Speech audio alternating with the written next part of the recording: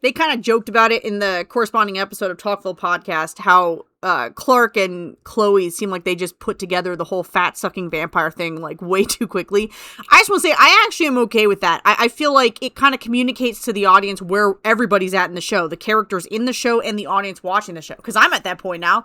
You know, at this point watching the show, I get, they don't have to explain it to me every time, you know? Like, I get the concept. We don't have to act like it's a big mystery. Like, why the meteor-rocks are doing this may still be a mystery, but that the meteor-rocks are doing this to people is no longer a mystery, okay? We've seen a wide variety, a wide array of weird powers meteor-rocks are causing in people. Lots of weird stuff. We got aging, we got reading minds, we got fat-sucking, we got heat-sucking, you know, like we got turning into a bug, like all kinds of stuff has happened now. But what I feel like it establishes for everybody is that everyone in and out of the show, like, meteor freaks are a thing, okay? So yes, it makes sense to say that anyone who's paying any attention knows this is true. Lex knows, Lionel knows, Hamilton knows, you know? I was thinking about this, like I'm picturing me if I was a kid, a high school kid in this show at the time, it was me and my brother or something like that, like, dude, we'd be giving everybody side eye at this point in the game, okay? Like, anyone even looks weird or, you know, like, says something off or they act a little bit strange, we'd be nudging each other and like, wink, wink, do you see that? What'd you think about that? You know, is that one of them too? There'd be nobody, I mean, we'd be asking questions of each other, like, so, anything, you know, like Lex does, like, anything you're not telling me? This was a little weird, maybe you want to explain this a little bit? Anything you want to share with the class, you know? I think it's a little bit, and that's actually I personally think that's what they're showing us in this series. I think Lex and Lana figure out pretty early on, like in season 1, they have a strong suspicion Clark is some kind of a meteor freak. Now, I don't think the whole he's an alien from outer space is as obvious. That takes a little longer to figure out.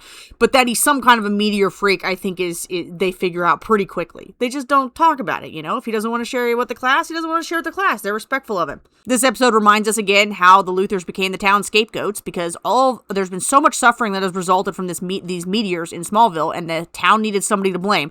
I suspect Jonathan spearheaded this, but they decided to start blaming the Luthors. Makes absolutely no sense because, of course, the Luthors are not unique to Smallville, okay? What is unique to Smallville is meteor freaks and meteors, but yet they still choose to blame the Luthors instead. Okay, so there's an important conversation when Lex visits the Torch and Clark talks to him there, and Lex shares with him what he remembers from the day of the meteor shower. So apparently neither one of them knows anything about the fact that they met as children at the time. They don't have any memories from that. Like, Lex apparently was too out of it, and I guess Clark was pretty little. But Clark asks him, do you ever wonder what you would have been like if you didn't come with your dad that day? And Lex talks about how, you know, I mean, we know, I mean, he got bullied a lot from being bald. It's probably more than just that. He got bullied for being a Luthor too, but he responds to Clark and says, you know, that he thinks his future is going to be brighter than the spoiled rich brat that walked into that cornfield. And he talks about how he used to see it as more of a curse, but now he sees it more as like a gift, his identity. And I don't think he's talking about the baldness per se. I think he's talking about all the suffering that resulted from it. Because it does change your path. If you end up on a path where you endure a lot of suffering, where people automatically hate you and assume all the worst possible things about you, that sets you on a completely different life trajectory than if you're somebody like Clark, who walks around with this Kent charm and people just magically do what you want and people automatically like you and they don't even know why and they always assume the best possible things about you. That's a completely different trajectory that you end up on, and Clark and Lex do end up very different. Okay, so I already said, even the first time I watched the show, Lana grew on me as the series went on. Like, I was a little bit bored with her and kind of disappointed in her early on the first time I watched it, but she grew on me. I feel like she ended up a pretty cool character. And I was okay that she and Lex ended up together at the end. It seemed like I thought they did a pretty solid job of like a slow burn relationship with them. And upon rewatching it, I just keep noticing it makes so much sense that they end up together. It's a better matchup than I even realized. There's so much stuff, even in the first season, that makes them a good match. See, one big difference is Clark from the very beginning, as he's trying to go after Lana. The first time we are introduced to the two of them, Clark is interested in her because he's crushing on her. Like, he's interested in her because he wants a girlfriend. Lex isn't. So Lex's relationship with Lana doesn't start like that. It starts without any kind of romantic interest at all. I'm not like a anti getting to know somebody in the context of romance, but one thing that does change it is if you are getting to know someone for the first time in the context of romance, that's always there distracting you. Like, you're both looking to get something out of it, or whoever is pursuing it is looking to get something out of it because they want the romantic relationship. They want some sugar. But if you are getting to know somebody without a romantic relationship first, then you're just getting to know them for their own sake. You're not doing it to get something out of it. And I think that's what I see with Lex and Lana. Like, they're not getting to know each other to get something from each other. They're just they end up interested in each other because they're actually interested.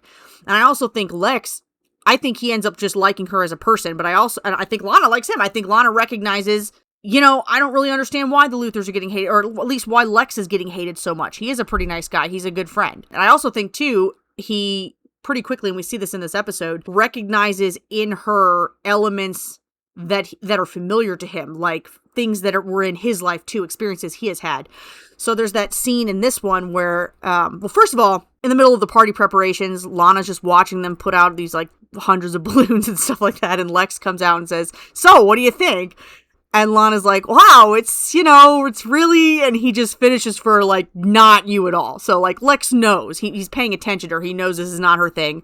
And then at the actual party, Lex is stepping out onto the porch. He knows where all the hidey holes in his mansion are. He steps out onto the porch and finds out Lana found one ahead of him. She had the same thought he had and wanted to get out of the party. Clark still hasn't shown up. She's obviously disappointed. And he tries to cheer her up just a little bit, and he's like, "Oh, I know Clark. He's going to be here if he can." First of all, he does not know Clark. He thinks he does. What he actually knows is the version of Clark he wants to be true, but it's not actually true. He wants Clark to be the kind of guy who can be a good friend to him, but Clark isn't that guy. He's not. But Lex tries to cheer her up a little bit, and she just replies with, "It's just a birthday." She just kind of brushes it off. And I like that Lex doesn't actually say anything in response to that, but it's like, he knows, because he said something to her, like, he was being a little bit vulnerable, like, he was like, he said he basically spent he said 18 Christmas parties or something like that. 18 years of Luther Christmas parties he spent in a coat room. Like, that's his whole life. He's 21. That's all of them, okay? So, like, I think he probably 100% understands exactly what she's feeling there, because he's been there so many times. He's probably been to parties that were ostensibly about him, but weren't really, and totally sucked, and he preferred to just hide out on the porch or in the coat room. And I think it shows real compassion. He just leaves her, he lets her have the porch. He lets her have the porch and shuts the door behind him. Shows somebody who's considerate and shows understanding. And I think the series is demonstrating that the two of them, as opposed to Clark and Lana, Lex and Lana have a capacity for great understanding and mutual compassion because of some of these shared experiences. Honestly, I kind of think one of the worst things Lex does in this show is how aggressively he helps Clark end up with Lana. Because that definitely wouldn't have happened if he had left it to happen naturally. Clark wouldn't have done that on his own. Like, hokey crap, like, all of the best presents that she's gotten have been either straight from Lex, or, like, Lex has heavily influenced it. She got her necklace back thanks to Lex. She got the tickets to go to that concert and the limo thanks to Lex.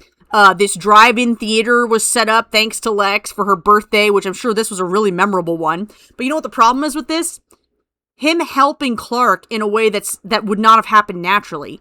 He's like pursuing Lana for Clark, if that makes sense. Like, he's doing the pursuing for Clark and letting Clark take all of the credit. But that means now Lana is connecting to Clark qualities that Clark doesn't actually have. They're qualities Lex has. And I'm telling you, I still think Lex is the one that told him to ask about her past birthdays and if she had any happy memories. I'll bet anything that was his idea. Because Clark lacks initiative. Clark wants things to happen magically and without knowing why. He likes that things just sort of fell into place around him, But Lex knows that's not how life is. If something happens, it happens because something caused it to happen. If something exists, it's there because something caused it to exist, Things don't just happen.